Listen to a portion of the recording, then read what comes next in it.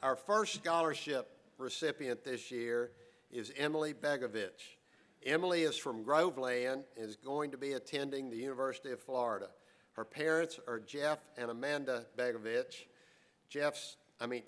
Emily's dad works with Tierra. So Emily, if you would please come up.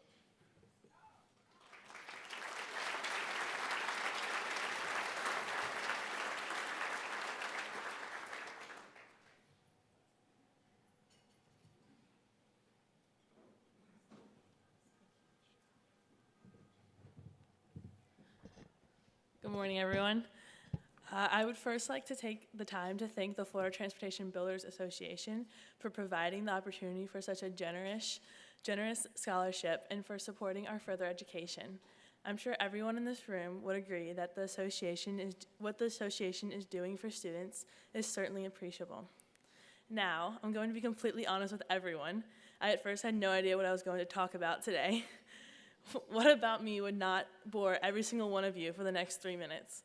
Well, after some self-reflecting, I thought about everything that has made a significant impact in my life. So let's see.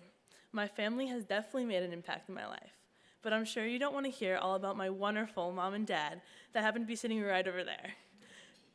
So this brings me to my interests, and man, is that a long list. But to be short and sweet, I spend much of my free time riding horses and playing sports.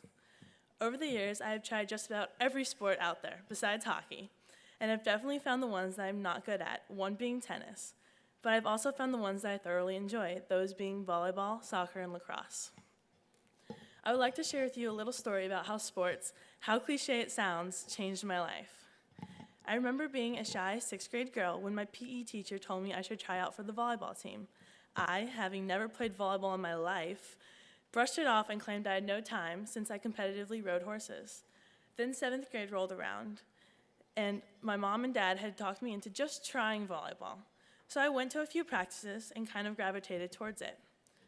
Flash forward to my sophomore year of high school. I had just switched schools and planned on continuing with volleyball, but only volleyball, when my mom once again talked me into trying something new. So there I was, in cleats in the middle of a soccer field, not knowing anything about how to even kick a soccer ball.